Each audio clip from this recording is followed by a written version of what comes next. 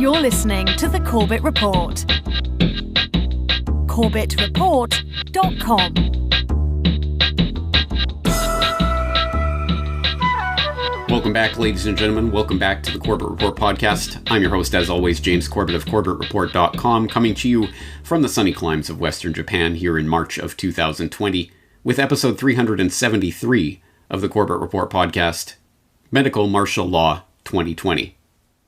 Now, if you follow the feeds at CorbettReport.com, you will know that last week I re-released a section of an old podcast, specifically episode 86 of the Corbett Report podcast on medical martial law, which was released in 2009 in the height of the swine flu pandemonium that was sweeping the globe at that time. And just last week, Corbett Report video editor Brock West revivified a section of that podcast in video format for release as a video to bring people up to speed on what I was talking about 11 years ago in regards to the laying of the infrastructure and legislative framework for the implementation of medical martial law in any declared public health emergency. And there are many different pieces, different cookie crumbs along that trail leading towards that medical martial law conclusion. And so I will exhort you, if you've not yet done so, to go back and not just watch that video section of the podcast, but listen to the entire podcast, which lays it out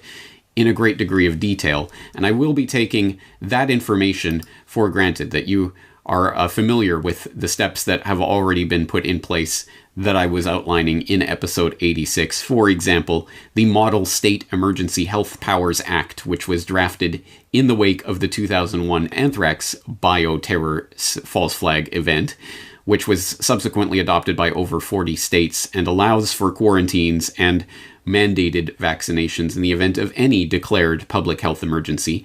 And it is that Model State Emergency Health Powers Act which gave rise to legislation in numerous different state legislatures that are now being implemented as I speak in various states declaring public health emergencies.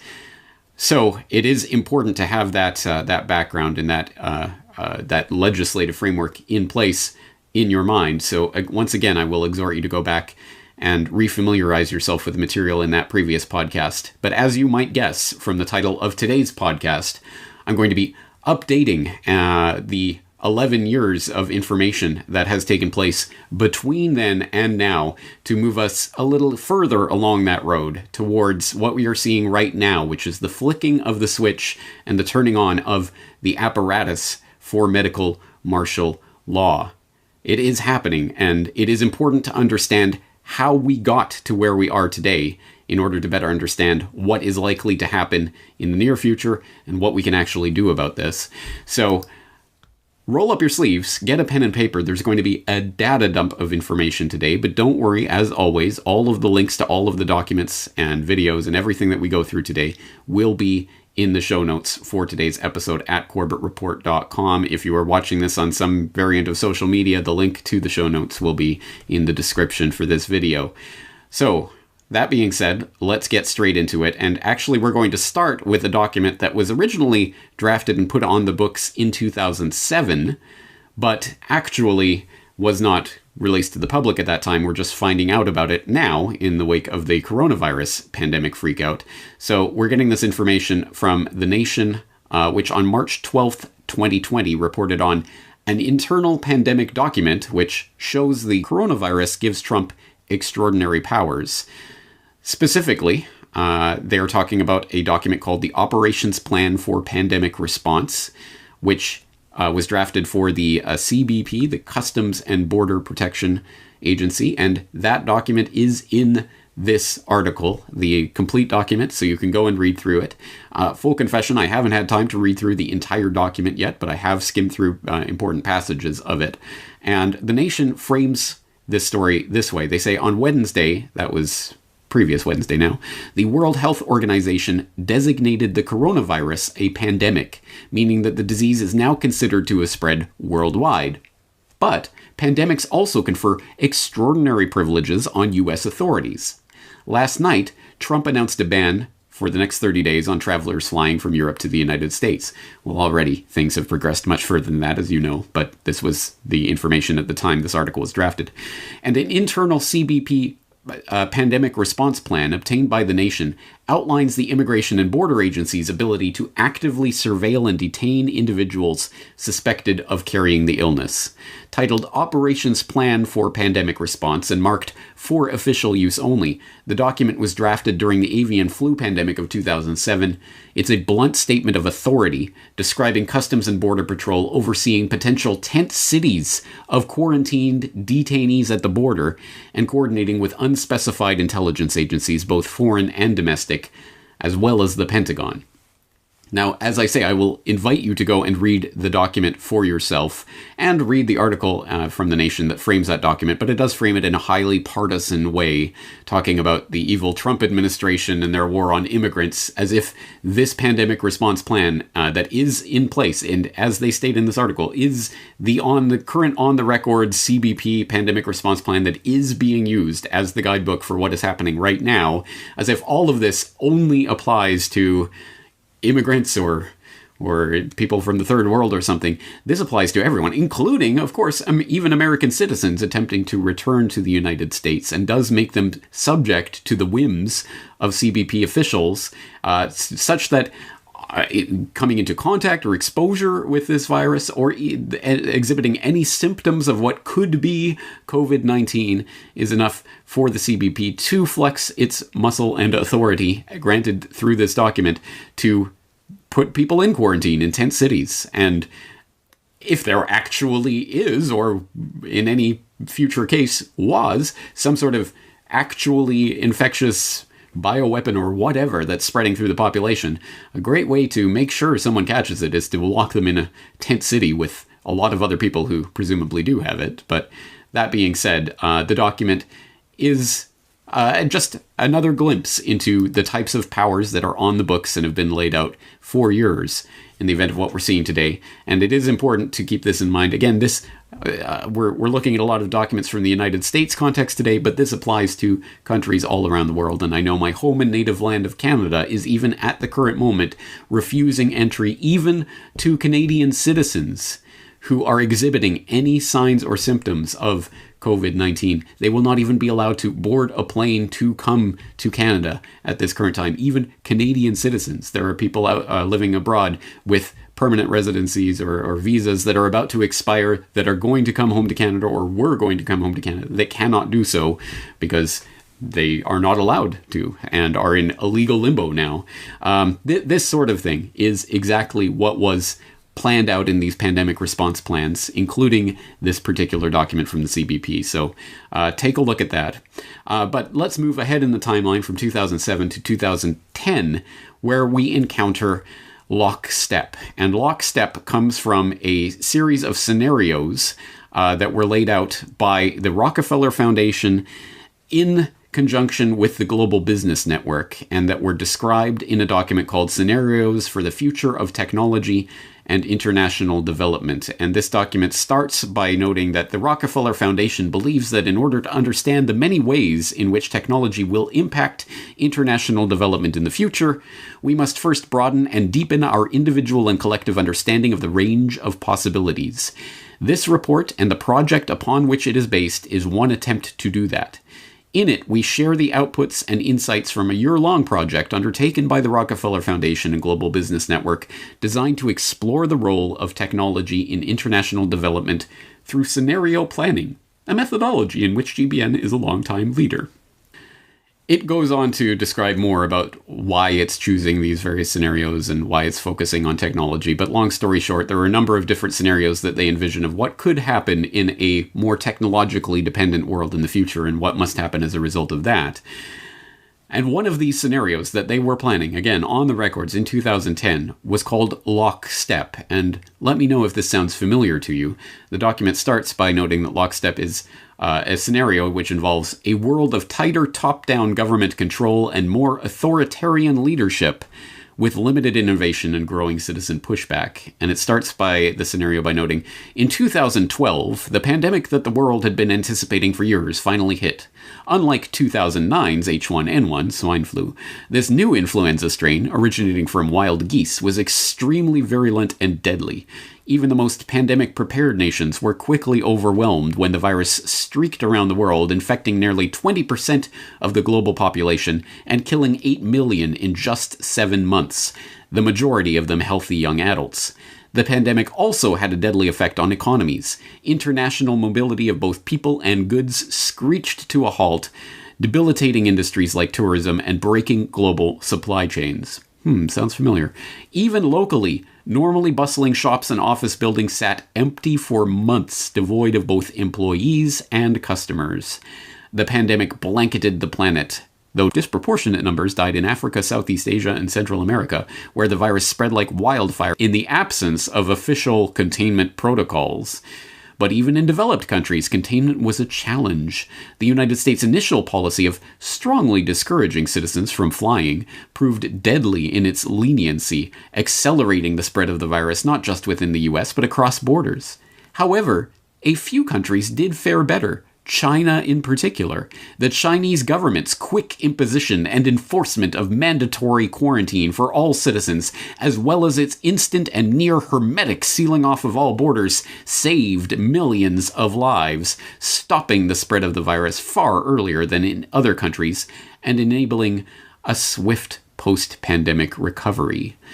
China's government was not the only one that took extreme measures to protect its citizens from risk and exposure. During the pandemic, national leaders around the world flexed their authority and imposed airtight rules and restrictions, from the mandatory wearing of face masks to body temperature checks at the entries to communal spaces like train stations and supermarkets. Even after the pandemic faded, this more authoritarian control and oversight of citizens and their activities stuck, and even intensified. In order to protect themselves from the spread of increasingly global problems, from pandemics and transnational terrorism to environmental crises and rising poverty, leaders around the world took a firmer grip on power. You can continue reading through this scenario and the way it played out in the scenario planner's fevered imagination, but later on, it notes in a sidebar, for example, the role of philanthropy in lockstep, talking about those wonderful philanthropic organizations, like, one would presume, the Bill and Melinda Gates Foundation, which I'm not sure was in operation in 2010. At any rate, probably wasn't as big as big an influence in pandemic response back in 2010. But anyway, that type of organization, which, as you know from previous Corbett Report episodes, is always just a virtuous a bounty of plenty descended from the heavens by these virtuous philanthropists out of complete lack of self-interest, right? No, of course not. But it does go on to talk about how philanthropic organizations will face hard choices in the world of lockstep, and given the strong role of governments, they will require heightened diplomacy skills, and they'll basically have to more closely work with national official development assistance strategies to meet government objectives.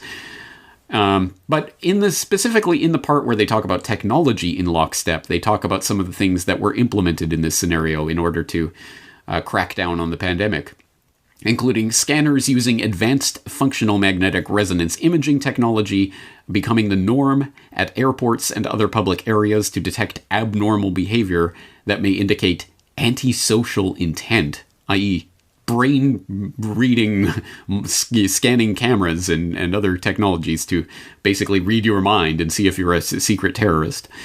In the aftermath of pandemic scares, smarter packaging for food and beverages is applied by big companies and producers in business-to-business environment. Oh, yay. New diagnostics are developed to detect communicable diseases. Telepresence technologies respond to the demand for less expensive, lower bandwidth, sophisticated communication systems for populations whose travel is restricted. And driven by protectionism and national security concerns, nations create their own independent, regionally defined IT networks, mimicking China's firewalls, so they crack down on the internet. And then it goes into an example of a personal story from this life in lockstep, Manisha, living on the banks of the Ganges River. And it goes through her experience, and it's worth reading. There are some interesting insights in there, including how the national government of India saved the population during the quarantine period during the pandemic. And that experience, thought Manisha, had given the government the confidence to be strict about river usage now, several years after the pandemic. How else could they get millions of Indian citizens to completely shift their cultural practices in relationship to a holy site? Well, good question. How else would you do that other than a very traumatic situation as envisioned by the Rockefeller Foundation and Global Business Network in 2010? The Lockstep document, an important piece of this puzzle. I will put, of course, the link in the show notes, so please go and read through that for yourself. Let's move ahead in the timeline to 2013. This being pointed out recently by Dr. Rudolf Hansel in an article titled The Coronavirus and the New World Order, War is in the Air, in which Dr. Hansel writes, on the 11th of March 2020, the New Rheinische Zeitung drew attention in the article Two Corona Mosaic Stones to a publication by the German government in January 2013, the Information from the German Government Report on Risk Analysis in Civil Protection 2012. That was released on the 3rd of January 2013. In it, frightening similarities with what is currently happening can be seen, in particular by explicitly mentioning the SARS coronavirus, CoV.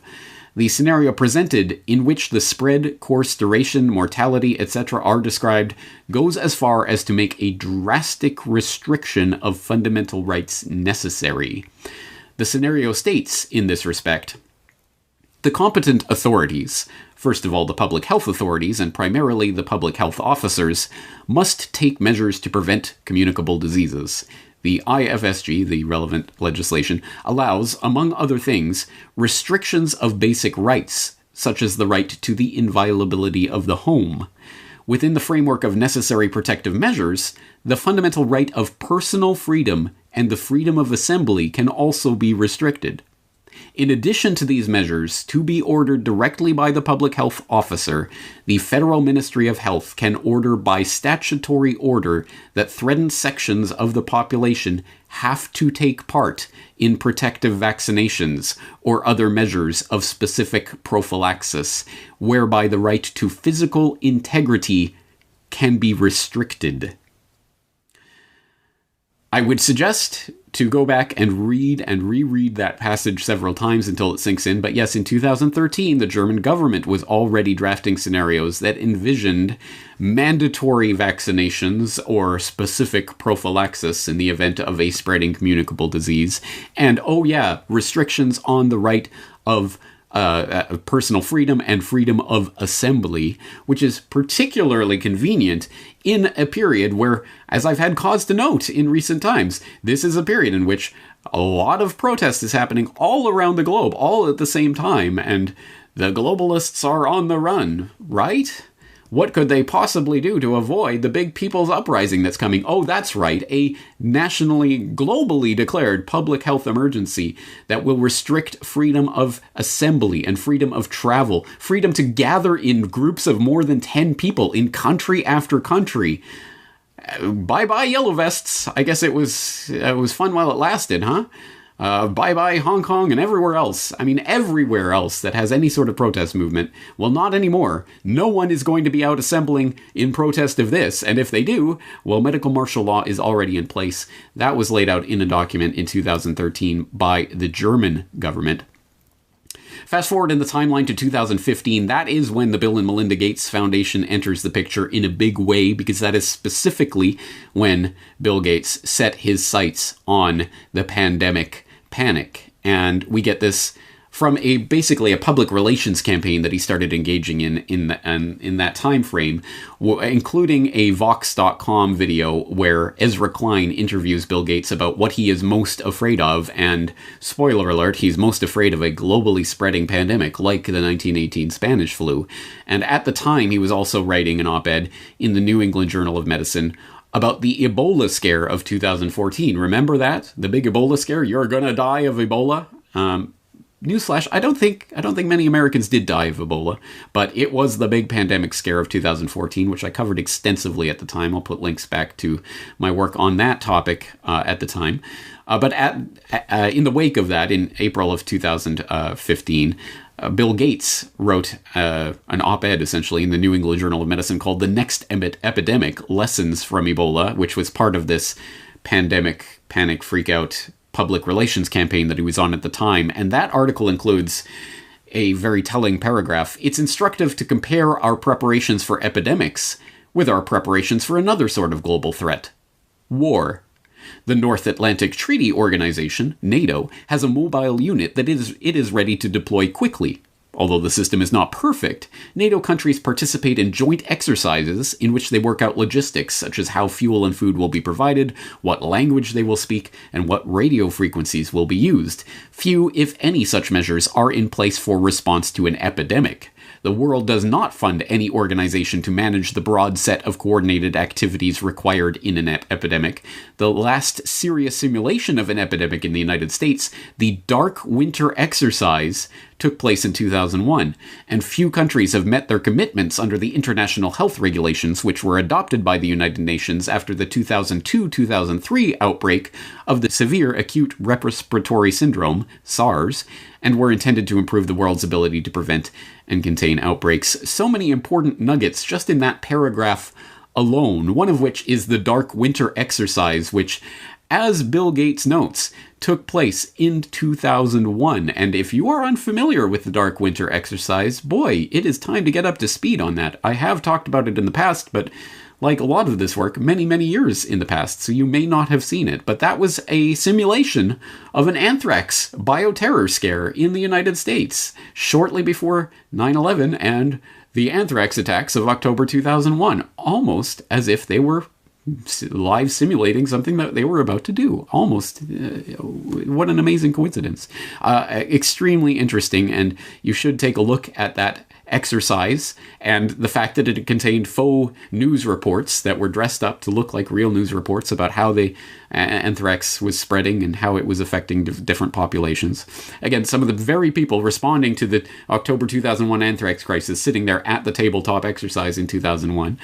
Also, of course, wartime footing. We need a wartime footing for pandemic response, and that is something that's popping up in the news as I speak. Emergency war powers that have not been invoked since the Korean War, for example, in the case of the United States, are being invoked right now because we are at war once again, this time with a hidden enemy. Where have we heard that type of rhetoric before? And again, invoking the specter of SARS, the coronavirus.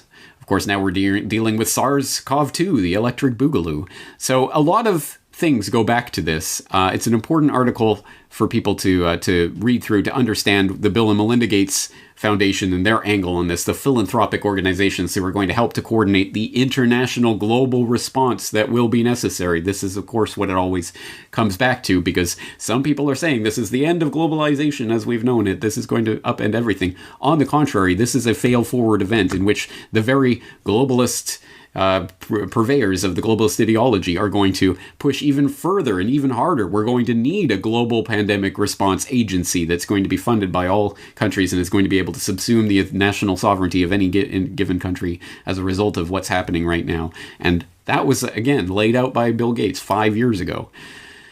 Let's move forward to 2017, where the very parting shots of the Obama administration were an interesting piece of legislation that, again, seems highly relevant to what's taking place today. We'll get this from NPR, National Petroleum Radio, as James Evan Pilato likes to call it, which had an article in February 2017. CDC seeks controversial new quarantine powers to stop outbreaks. Federal health officials may be about to get greatly enhanced powers to quarantine people as part of an ongoing effort to stop outbreaks of dangerous, contagious diseases. The new powers are outlined in a set of regulations the Center of Disease Control and Prevention published late last month to update the agency's quarantine authority for the first time since the 1940s. The outlined changes are being welcomed by many health lawyers, bioethicists, and public health specialists as providing important tools for protecting the public. But the CDC's increased authority is also raising fears that the rules could be misused in ways that violate civil liberties. The update was finalized at the end of the Obama administration and was scheduled to go into effect February 21st, but the Trump administration is reviewing the changes as part of its review of new regulations, so the soonest the changes could go into effect has been pushed to the end of March. Spoiler alert, yes, the changes went into effect, and there's obviously more ongoing right now with regards to the rules that are being written on the fly for pandemic response to the latest coronavirus freakout, but this was what was said into this books in 2017. Again, please go to the article to read more about the potential for violations of civil liberties. Oh, you don't say. Well, you do say, but of course, all of that is just preparatory, because all of that took place in the previous paradigm. Since 9/11, we have been living under the War of Terror paradigm, which has defined the economic, geopolitical, and domestic political reality that we have been living in one way or another. And that was palpable, absolutely inescapable for the first decade after 9/11, where, as was famously parodied in a number of places, Family Guy and elsewhere, simply saying 9/11 in a political speech was enough to get a round of applause. Terrorist, terrorist, 9/11, terrorist. That was the paradigm we were living under. Obviously, that has frayed in recent years. It doesn't quite have the same magical power to spellbind the public as it did just a few years ago. And that paradigm is now being replaced. We are now in a new paradigm. And that paradigm did not start in March of 2020 with this current implementation of the coronavirus freakout. No, it started before the coronavirus itself started transmitting amongst the human population, at least officially, to the extent that we actually know anything about the real origins of what's happening right now. No. This started back in October of 2019, specifically October 18th, 2019. And that new paradigm was announced in New York City by the Center for Health Security in Event 201. It began in healthy-looking pigs, months, perhaps years ago. A new coronavirus spread silently within herds. Gradually, farmers started getting sick. Infected people got a respiratory illness with symptoms ranging from mild flu-like signs to severe pneumonia. The sickest required intensive care. Many died. The mission of the Pandemic Emergency Board is to provide recommendations to deal with the major global challenges arising in response to an unfolding pandemic. The board is comprised of highly experienced leaders from business, public health, and civil society. We're at the start of what's looking like it will be a severe pandemic. And there are problems emerging that can only be solved by global business and governments working together.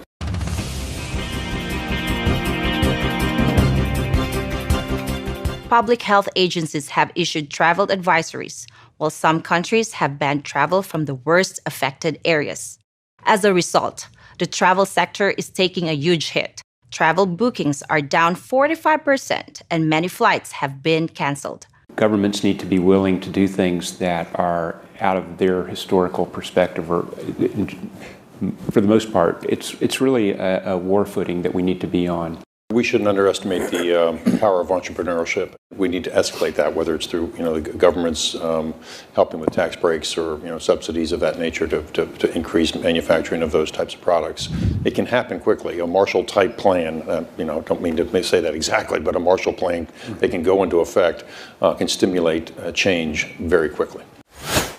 Now, as I'm sure you know, if you do follow alternative media, much has been said already about Event 201 and what was taking place there. If you're completely new to it all, I will put links into the video and to the website and to the press release and other materials that will give you a better sense of what Event 201 was and what it was attempting to do, at least officially speaking. And I will also provide links to the propaganda report, the propreport.com, which has done a special report about the Event 201 agenda, highlighting the recommendations, the call to action that was issued as a result of this tabletop exercise that was held in New York in October of 2019, involving some of the very players who are now in the front lines of this fight against the coronavirus pandemic that they themselves were simulating, exactly like Dark Winter. And that includes the heads of the US CDC and the Chinese CDC and others. The full list of participants will be linked in the show notes. But specifically in this call to action, they talk about the various things that the World Economic Forum, the Johns Hopkins Center for Health Security, and Bill and Melinda Gates Foundation jointly propose as a result of their findings playing out this coronavirus pandemic scenario in October. Number one, governments, international organizations, and businesses should plan now for how essential corporate capabilities will be utilized during a large-scale pandemic. 2, industry, national governments, and international organizations should work together to enhance internationally held stockpiles of medical countermeasures to enable rapid and equitable distribution during a severe pandemic. 3, countries, international organizations, and global transportation companies should work together to maintain travel and trade during severe pandemics. Travel and trade are essential to the global economy as well as to national and even local economies, and they should be maintained even in the face of a pandemic. 4, government should provide more resources and support for the development and surge manufacturing of vaccines, therapeutics, and diagnostics that will be needed during a severe pandemic. 5, global business should recognize the economic burden of pandemics and fight for stronger preparedness. 6, international organizations should prioritize reducing economic impacts of epidemics and pandemics. And 7, governments and the private sector should assign a greater priority to developing methods to combat mis- and disinformation prior to the next pandemic response. Please do go read through that full list. It's such reasonable things that, in light of what has happened since October 2019, it's absolutely amazing that they were able to foresee what was coming. And look, they had this perfectly amazing list of responses already waiting for something like this to come along so that they could shake their paper in the face of these world leaders and say, look, we told you so. Now we have the plan for exactly what you should do about this, including, as point number 7 in that call to action makes very explicit, the crackdown on what is deemed to be mis- and disinformation by the authoritative sources in the fact-checking world, no doubt, about the pandemic outbreak. And what are we seeing right now? As I just went over with James Evan Pilato in New World Next Week, all of the big tech companies are now actively coordinating and collaborating with the US government in order to crack down on coronavirus misinformation, which, oh, by the way, as a bug, Facebook just accidentally basically censored and blocked and removed every single article and post on coronavirus recently. But that was just a bug, folks. Don't worry, they're ironing out the wrinkles in that system, and it will all be better soon once they have the right censorship things dialed in properly. And of course, the WHO director did come out and say that what we're dealing with is not just a pandemic, it's an infodemic. So this has already been seeded into the popular imagination, and it was already sitting there waiting to be enacted by the Event 201 crew, who are the very ones coordinating the response to the real-life version of what they simulated. And just as a little extra nugget, because you cannot make this stuff up, one of the toys that they gave away at Event 201 to the people attending that event were plushies, coronavirus microbe plushies that were given away to all of the participants. Oh, isn't that so cute? They had little coronavirus plushies that they got to take home with them as a little souvenir, a little memento of the dawning of the new age of coronavirus-led microbial terror. But don't worry, the good folks at PolitiFact have come along and deemed it mostly false that Event 201 gave out stuffed souvenir coronavirus toys, because as they go on to note, well, yes, they did actually give out stuffed toys that really are meant to be coronavirus microbes, but context is everything, and they weren't actually predicting the novel coronavirus that they were talking about simulating in that simulation.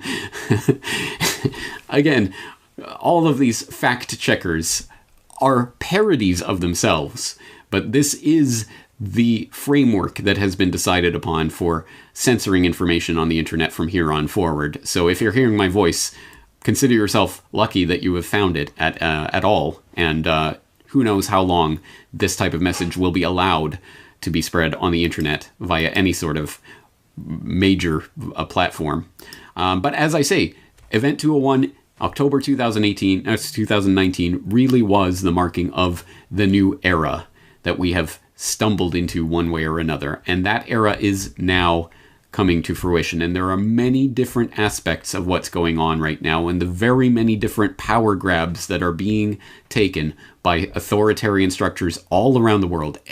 Just as after 9/11, every authoritarian in the world was happy to see that event occur, in the sense that it gave them carte blanche to call all of their enemies terrorists and launch a war upon them. Well, now the authoritarian structures around the world are benefiting from the massive power grab that is taking place right under our nose. And there are many different aspects to this, including the incredible steps that have just taken place just in the past few hours. As I'm recording this podcast, Trump taps emergency powers as virus relief plan proceeds, in which we are learning that a 70-year-old wartime piece of legislation known as the Defense Production Act is being put into place to essentially nationalize certain industries and services at the behest of the government to create medical relief supplies. Well, isn't this great? We can nationalize industry and make sure that it all works and functions in the way that we need in order to save lives, of course. That's what it's always about. Well, we will get more into the economic and other aspects of what's going on in future editions of this podcast, but today we're focusing specifically on the invocation of martial law and martial law type powers on the back of what is happening right now. And you don't have to go very far to see that that is exactly what is happening, even as I speak. Now, the epicenter of this outbreak, the city of Wuhan, has just handed over the first of 2 temporary hospitals to the Chinese military medical teams. In response to the worsening situation and ahead of an anticipated nationwide curfew, the IDF entered its highest state of alert, which practically means the Israeli military's emergency preparedness for war. The president of the region of Lombardy has said that he wants the military to be called in to enforce the lockdown, calling on people to stay at home. This is really the mantra that they're leading out to the public at large. This morning, emergency measures in New York. The state's governor deploying the National Guard to New Rochelle, a suburb of New York City, in an effort to contain a coronavirus outbreak there. Residents within a 1-mile radius required to stay within the area for a 2-week period. It is a dramatic action, but it is the largest cluster in the country, and this is literally a matter of life and death. Anybody can look at a map, and basically New Rochelle is a point where if you have the military, you can deploy them within 15 miles of each choke point. And then the city and Long Island are both landlocked. I am faced with the podcaster's dilemma of sitting here in March 2020 in the midst of an ongoing and unfolding story, the end of which I obviously do not know and cannot present to you. I can only present to you the slices of information that I have at my disposal as I'm recording this, which will undoubtedly already be out of date by the time you're listening to this, even if you listen to it as soon as I release it, let alone days, weeks, months, or years after the fact. So I can only give you a slice of the information that is at hand right now, but I can tell you that martial law and the specter of martial law is very much in the air in the United States and elsewhere, reflected in any number of stories that are trending on the news pages right now, the mainstream news pages, about what is martial law and is martial law coming to America. For example, we can get this from Fox Business. What is martial law? Increase in COVID-19 related rules, curfews has led to circulation of rumors surrounding martial law, and it helpfully defines martial law as a term that describes the government order of replacing civil rule with the military in a time of war or emergency. And in the US, it notes the president must order for the establishment of martial law, which would in turn transfer power into the hands of the army. But the change in power must only last through the duration of the emergency, according to Cornell Law School's Legal Information Institute.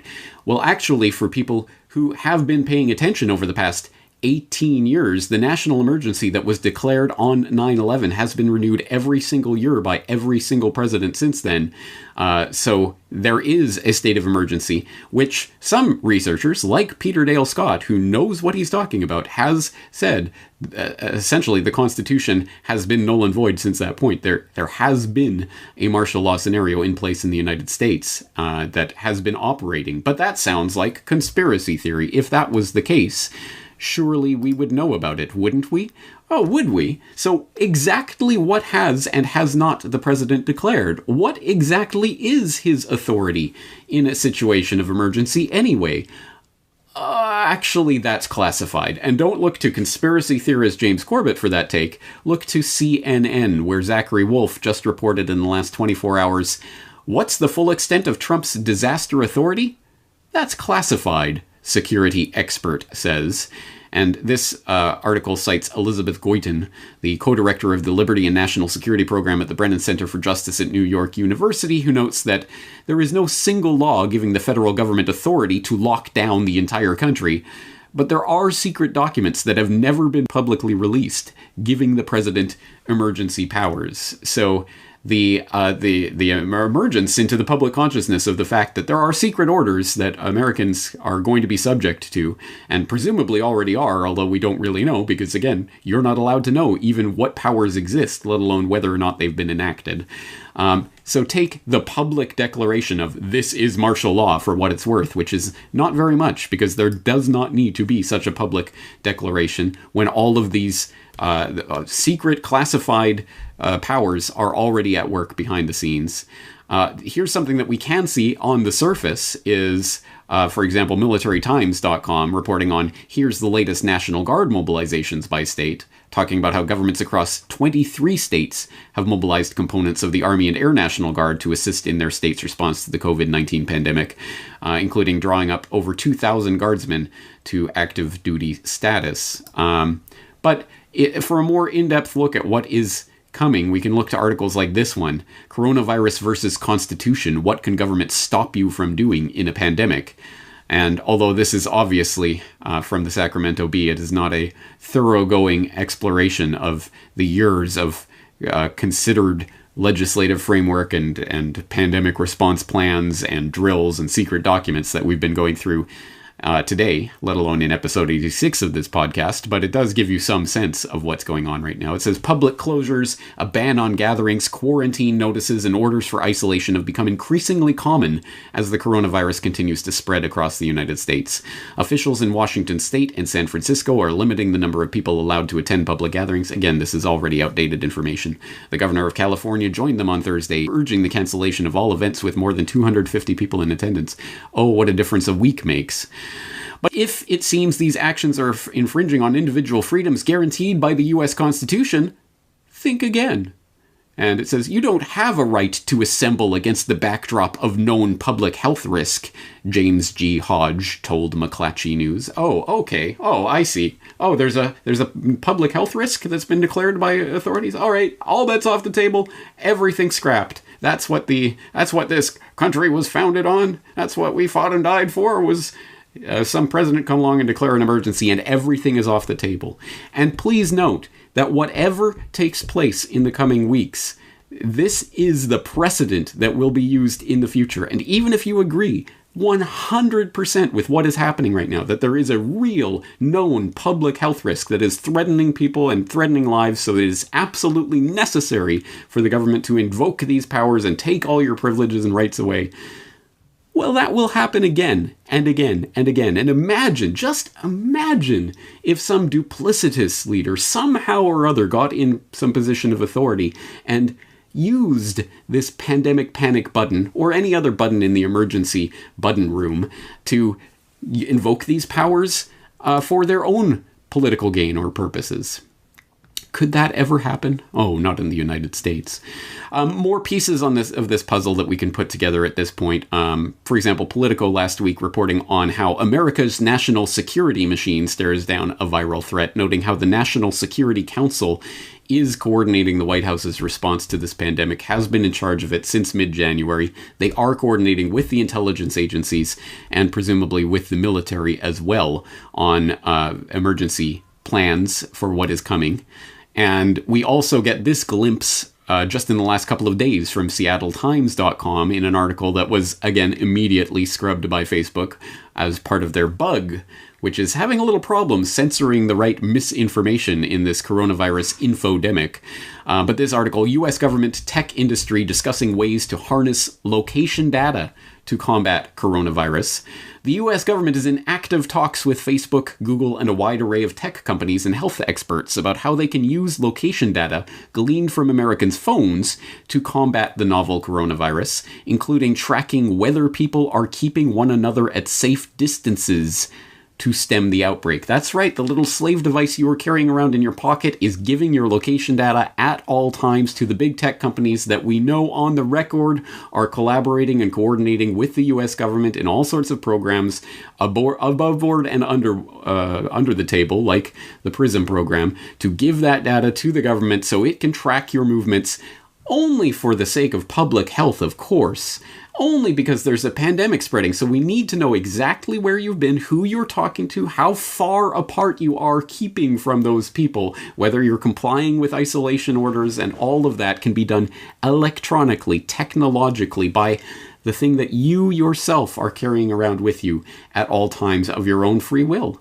You're doing this of your own free will. There's no government authority being imposed upon you, right, citizen? This isn't martial law. And of course, again, this is not just the United States. It is happening this way all throughout the world. Israel joins totalitarian states using coronavirus to spy on citizens, reports the American Conservative, which has an interesting take on this.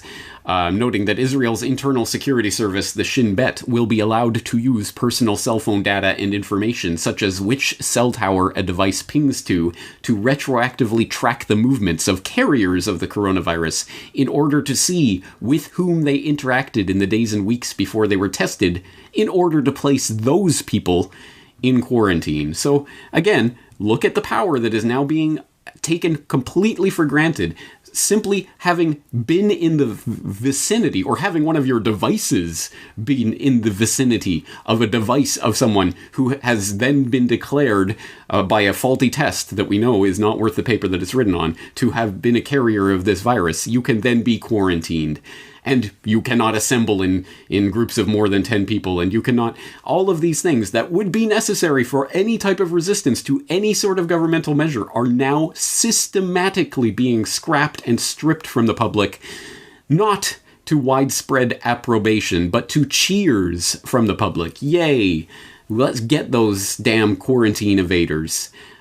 He was called a terrorist, so he must be a bad guy. He was called a quarantine evader, so he must be a bad guy.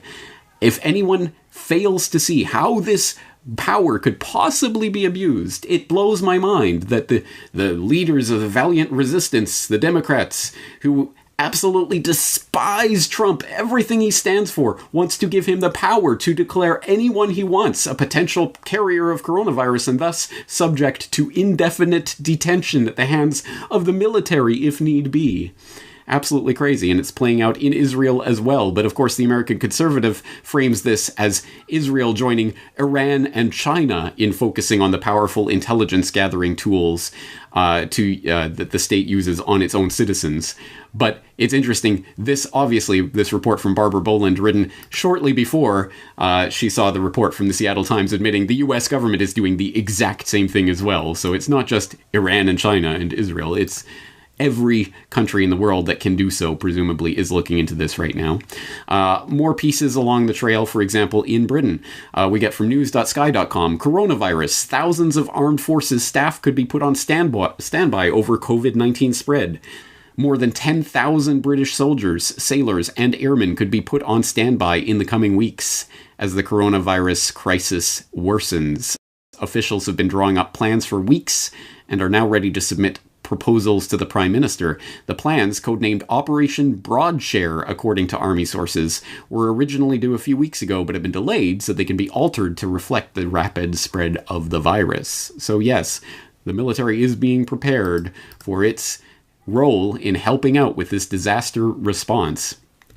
And here comes Canada as well, my home and native land, which it has been trending in the news recently about the Emergencies Act, previously known as the War Measures Act, which received royal assent in 1988 and was created to provide a legal framework for power to be temporarily consolidated with the Prime Minister and Cabinet to issue executive orders during national emergencies like COVID-19, and it has only ever been invoked 3 times in Canada during the First and Second World Wars, as well as during the October crisis of 1970, when members of the Front de Libération du Québec abducted then provincial Deputy Premier Pierre Laporte and British diplomat James Cross.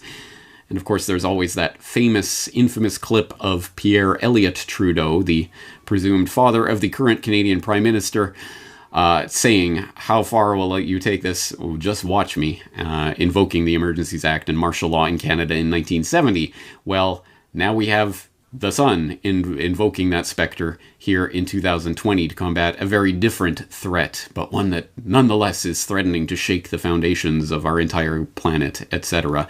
This report coming from Global News, Coronavirus, how the Emergencies Act could help Canada's struggling economy, but it's not just the Emergencies Act. As previous Corbett Report guest, Dan Dix at pressfortruth.ca has pointed out, there's another act that may come into play in this crisis, the Quarantine Act. At any cost? How far would you go with that? How far would you extend that? Just watch me. At reducing civil liberties? To that extent? To what extent? Well, if you extend this and you say, okay, you're going to do anything to protect them, this include wiretapping, reducing other civil liberties in some ways? Yes, I think the society must take every means at its disposal to defend itself against the emergence of a parallel power which defies the elected power in this country. And I think that goes to any distance. So long as there's a power in here which is challenging the elected representative of the people, I think that power must be stopped. And I think it's only, I repeat, weak-kneed, bleeding hearts who are afraid to take these measures. Weak-kneed, bleeding hearts who are afraid to take these measures. That, ladies and gentlemen, is Pierre Elliott Trudeau, the father of Justin Trudeau, who back in the 70s had just enacted the War Measures Act, which is now known as the Emergencies Act. Here it is, folks, and right now, today, it just so happens to be trending on Twitter. We see Emergency Measures Act and Emergencies Act now trending on Twitter because just today, Trudeau announced they may now have new emergency measures under consideration. So this has a lot of people talking about what he potentially means when it comes to enacting this act, which is why it's trending on Twitter. But today I want to bring to your attention another act that I think is of the utmost importance that's largely going under the radar and completely missed by everyone. This is what should be trending here instead of Emergencies Act is this one, ladies and gentlemen, the Quarantine Act, which achieved royal descent back in 2005 following the SARS outbreak. And this is the one that would give the Canadian government the ability to enact all-out martial law and to completely obliterate the rights of Canadian citizens. So in this video, we're going to be taking a close look at just what kind of things the Quarantine Act is going to give the Canadian government the ability to do to you and me under this COVID-19 pandemic. The link to that video, of course, will be in the show notes so you can get the full report from Dan Dix about the Quarantine Act and how that may be used and invoked in this situation in Canada. But I hope what I've put out on the table so far has at least set the table so that we do understand this is happening all around the world right now. Military responses of various sorts, the type of martial law response is being readied in country after country after country. And it will look different in different countries and it will be implemented differently in different countries, but it is on the table and it is being readied now. And it is important to understand that what is about to happen is essentially a PR campaign for martial law. It is the softening of the public to the idea of martial law because the most likely scenario for the unfolding of this martial law crackdown will not be army officers with guns pointed in your faces shooting people's heads off in plain sight. It will be the friendly, cuddly, wonderful army coming along and making sure that distributing food or whatever it is in crisis situations, and yes, helping to enforce quarantines and what have you. That is the propaganda coup for the martial law planners that could be about to take place. And that actually is the nightmare scenario, because people who have been warning about the dangers of martial law and martial law scenarios, who have been called crazy conspiracy theorists for thinking that governments would ever bring in the military to involve in day-to-day policing. Well, now, of course we need the military here, and of course it's going to be sunshine and rainbows when it happens. And the absolute nightmare scenario is if it is done, and there is a hunker down, and we got to get through this, and weeks or months or however long later, it's lifted, and oh, what a relief. Everything's better again. All right, so that wasn't so bad. I guess these powers are good, and I guess anytime there is a nationally declared emergency, now that precedent has been set, the switch is a lot easier to flip on now, isn't it? And that will happen, and that is scary, because it does undermine the argument against martial law. Why are you so scared of this, you crazy conspiracy theorist? This is an interesting propaganda phenomenon that I've noted before. In fact, most recently in a conversation that was just recorded with Charlie Robinson for a program that he does for Iconic that has not yet been released, at least at the time that I'm recording this podcast, but I will include a link to it when and if it does become available. But I'm just going to play a short clip from that conversation that we had along these lines to help you to understand what is happening and the propaganda coup that could be taking place right under our nose. Well, we in the alternative media / conspiracy research world have talked about martial law for a long, long time. It's this theory. It's this thing out there. It's, that's what happens in war-torn countries. That's what happened in, in World War II or it's abstract to us. But you'd put out a new video talking about medical martial law.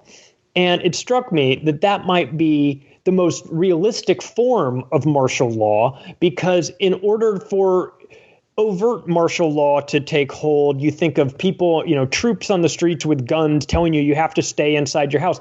But as we know, the best form of censorship is self-censorship. So the best form of martial law is self-martial law, where you quarantine yourself. And it seems that the medical component to this is, if you were an evil genius sitting in your bat cave, trying to think of some way to control the population, you'd say, well, I want them to control themselves. They couldn't devise a better way of doing it than a medical pandemic, could they? This is just the blueprint for us demanding our own self-isolation. Is it not? Exactly right. And it's almost like they did engineer this. Oh, well, what a crazy thought that would be, you conspiracy theorist. Put my tinfoil hat on. Yeah, exactly. Well, I have no definitive proof on that one way or another. It seems quite likely to me that assuming this is really spreading and this really is a thing, which even that has question marks over it, but assuming it is, it would seem most likely to me that this is some sort of engineered virus of some sort that may have escaped by accident. It may have been unleashed on purpose. Again, I don't know, and I'm not going to speculate on speculation. But certainly, it is almost like this is a dream scenario for any would-be authoritarian that wants to flex the martial law muscle, because exactly as you said, this is kind of the nightmare scenario for people who are still concerned about what has still remained of civil liberties in our age. Even saying that seems almost, what are you talking about? That was so pre-9/11. Well, this is the new 9/11, and they're going to take even more away from what people have, the liberties that people have enjoyed hitherto. And precisely because it is coming on the back of this concern that is being, as I say, psychologically driven into the public to make them demand, to clamor for their own enslavement, to a certain extent. And this is a phenomenon that I've noted before on the podcast. In fact, you say this is a new video that I've released about medical martial law. It is a new video, but it is actually the audio of a podcast that I did 11 years ago during the swine flu hype of 2009. Remember that? Yeah, I do. Oh, yeah. Yeah.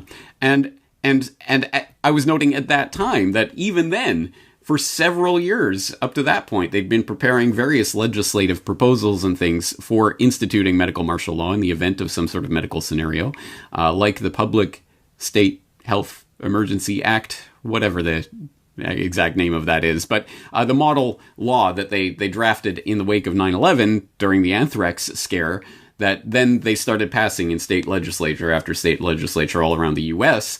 in order to basically codify and make sure that they had these emergency powers that they're now invoking. These things can take decades. Sometimes it'll be the infrastructure, the legislative framework will be laid decades in advance. And suddenly, once that switch is flipped, once the lever is pulled, suddenly people are like, oh, I didn't know this even existed. Yeah, it's been there for decades, and some people have been warning you about it. In fact, I note with some bemusement that I think the second or third most popular video that I have ever done on my YouTube channel, over 2 million views, I believe, was about martial law. It was about the U.S. Army prepares to invade U.S., which is a video that I did back in 2008, before the 2008 selection cycle played out. And it was talking about the moves that had been made through decades, really. Reagan, Clinton, Bush 1, Bush 2, all of these regimes had implemented various variations on setting the framework for martial law, preparing for martial law, doing martial law exercises, training American troops to go in. And I did that video, and I found it amazing that video really did go viral very early on. I had maybe 1,000 YouTube subscribers at that point, but then I was getting hundreds of thousands of views on this video, precisely because a lot of Democrats and people on the left side thought that I was saying, oh, Bush is going to do martial law to try to lock it down so that he'll continue on in the presidency. No, I was specifically pointing out, no, it was Clinton and Bush and left and right. They both do this because it is authoritarians want this structure in place. And as you say, medical martial law is the most insidious way to do it because it will have popular support. This is a point that I've tried to make before, and I think people were incredulous about. When martial law arrives, most people will be cheering. They will not be jeering. And precisely because we are now being conditioned with the stories of this man was diagnosed and then he went out and went shopping, and so they had to lock him in his home, and everyone's like, yeah, lock that bastard up.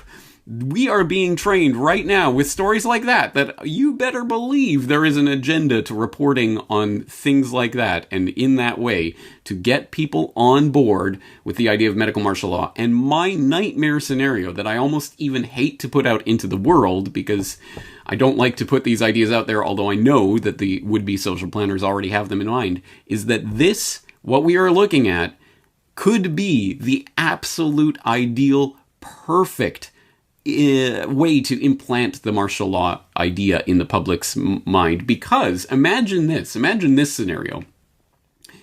The viral freakout right now, from what we know, is 100% overblown. Yes, there is sure, if you're an octogenarian with a lung condition, definitely, you want to stay safe and all of that. I'm not trying to downplay that. And some people will get sick, some people will die, but this is not the Black Death. This is not the end of the world, at least from what we've seen so far, unless there's some sort of, second wave to this that's been bioengineered, whatever. I don't know about that. But from what we've seen so far, this is obviously overblown. So imagine this. Imagine we go into martial law lockdown scenario, National Guard out. We have these stories about these brave martial law, National Guard soldiers making sure people stay in their homes, and they deliver the food and whatever. There was this emergency over here, but they took care of it. And then after a few weeks of this, whatever it is, enough obviously to get people conditioned to it, the veil is lifted, martial law is over, we've ridden out the storm, the worst is over. Suddenly the reporting goes from, this is Black Death, you're all gonna die, to, okay, it's still here, but it's now under control and we've got it taken care of. Imagine that scenario plays out. And everyone who now tries to say martial law and, they're coming, troops will be on the streets, will be looked at as, oh, you silly conspiracy theorists, there was martial law and it was fine. Imagine that scenario playing out, because that will be the ultimate, 100%, the greatest propaganda coup for the authoritarians there ever could be. Yeah, martial law happened and it was okay. It wasn't, we had to hunker down, but we all stuck through it and it was all right. And in the end, they went away and everything's better again. So they have these martial law powers on the books. It's happened before. The precedent is set. It's there forever. Their power that they can take at any time. As soon as they drum up fear into the public, people will dutifully lock themselves in. It's a propaganda coup that could be taking place right now, and I fear to see that, because, again, our ability to get people concerned about the very real loss of fundamental liberties that is taking place right now will be vastly undermined. They'll cut the legs out of all of us conspiracy realists who have been warning about this for years, and will want to warn people about how this power could be abused. Again, it's a horrific situation because it works so well for the propagandists and the authoritarians. The very first step in solving any problem is to admit that there is a problem. And usually you wouldn't think that that's very difficult to do, but it is nonetheless a fact that in any time of great crisis or adversity, a trick that your own brain will pull on you in order to give you a false sense of security is to normalize the situation. There's no crisis, there's no emergency, everything will go back to normal in a few weeks and we'll continue on with our lives as they were before. Do not normalize what is happening here. This is not normal. Medical martial law, troops on the street, internal passports and checkpoints, orders to shelter in place, permission to leave your home, enforced quarantines and isolation, business closures, nationalization of industry, collapses of economies. This is not normal. This is a crisis, and we have to recognize it as such. The calm, rational, measured response to finding out that your house is on fire is not to sit there and pontificate and wonder what things will be like for a few hours from now. No, it is to get out of the house and to start pouring water on that fire. You have to do something, but the very, very first step is to realize that there is a problem. So do not normalize, do not give in to the temptation to normalize the absolute craziness that is happening right now. Realize that this is the perfectly logical end result of decades of carefully laid infrastructure for the implementation of a medical martial law situation. And what is happening right now are powers being accrued by authoritarians that will never be relinquished.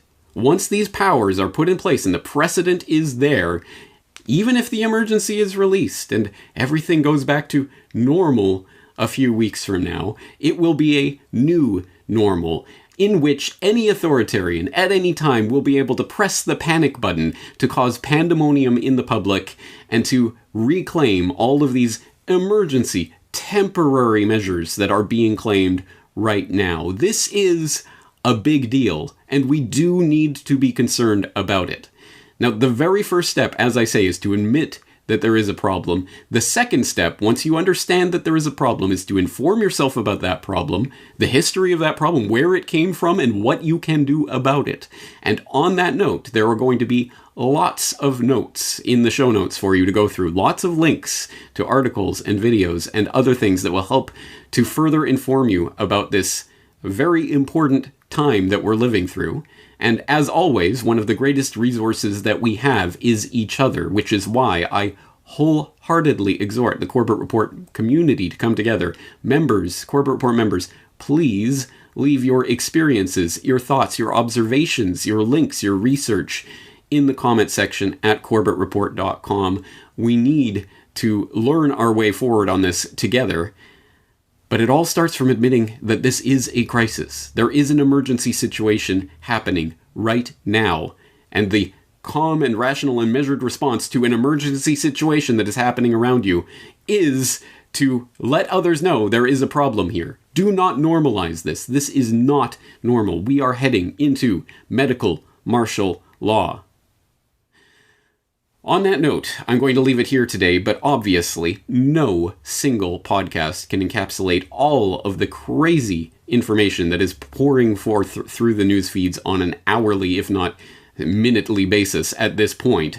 So, obviously, we will be returning to various aspects of this topic in the weeks to come, including the economic aspects of this agenda that is playing out, the geopolitical aspects, and of course the creation of the technocratic state that I've been warning about for many years now. And I hope you'll be here for that exploration, because this is extremely important information. But we're going to leave it here today. I am James Corbett of CorbettReport.com, looking forward to talking to you in the very near future. The Corbett Report is brought to you by the Corbett Report subscriber, a weekly newsletter featuring James Corbett's International Forecaster editorial, recommended reading and viewing, discounts on Corbett Report DVDs, and once a month, a subscriber-only video. Sign up today to start receiving your copy at CorbettReport.com/support.